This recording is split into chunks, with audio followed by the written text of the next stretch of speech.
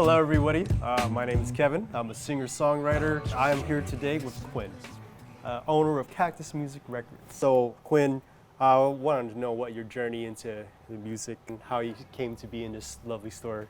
You know, I don't think it's different from a lot of people that work in the business. You know, I've worked in the industry for 35 years, so I know a lot of people that kind of have a similar story where they always knew that was their passion. Music was their passion. I was very fortunate to go to work for a company that was a family business, and I was able to make my way in that family business and ended up running the family business for them, because the Dailies, they're still one of the largest independent music publishers in the United States.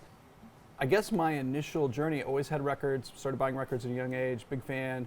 And then I remember in junior high school going to a friend's house, and he had a stack of records, and they had this gold stamp on the top of the record that said, "For promotional use only." I saw that, and it was so odd. I'd never seen it before, and I thought to myself, somebody out there is getting free records. I have to be a part of this.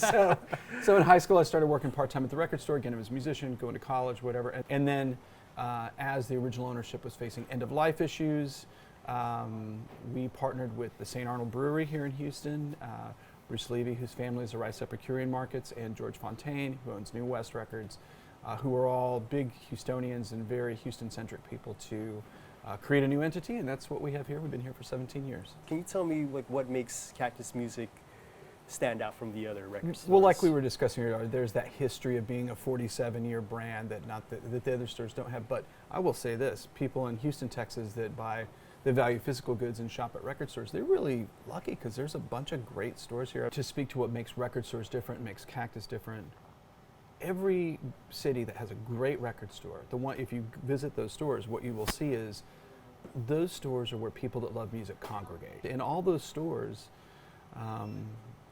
there's great stores in all those different cities, they really serve as the conduit to those that work in music as well. Like if you come to one of our in-store performances, you'll see there will be recording artists, talent buyers, managers, music publishers, entertainment columnists, people that work in distribution, people that work for labels. They'll all be in the same room. Okay, so you're saying is that when you guys are having your in-store performances here, I might bump into like somebody that owns a record label, or maybe like Absolutely. another musician? Okay, so I might bump into Mike Spear from Krugman. I mean, yeah, absolutely. Okay. So let's talk about the records you picked out. Okay. All right, I can't wait to see what you got for us. Well, I try to pick an eclectic mixed bag. My first pick, Jeff Phelps, this album, Magnetic Eyes, and I guarantee you none of our viewers know this record. This record was made in Houston in 1985.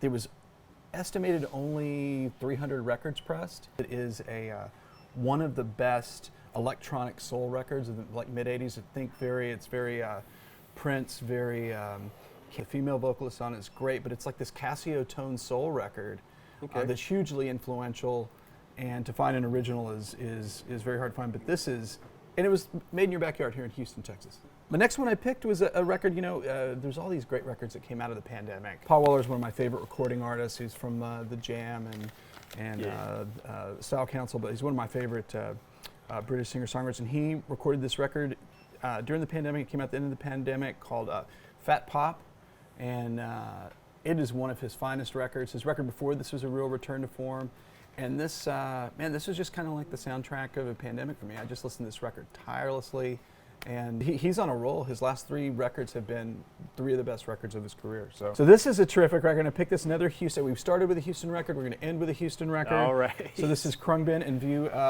Farkature, and this is their record from the beginning of this year called Ali, and this is a tribute to their dad, to View's father, Ali Farkature, who's Malian, North African blues guitar player, and really, for me, represents one of the times when you hear music and you realize what a small world it is. All right, cool. Thank you so much for sharing us those records.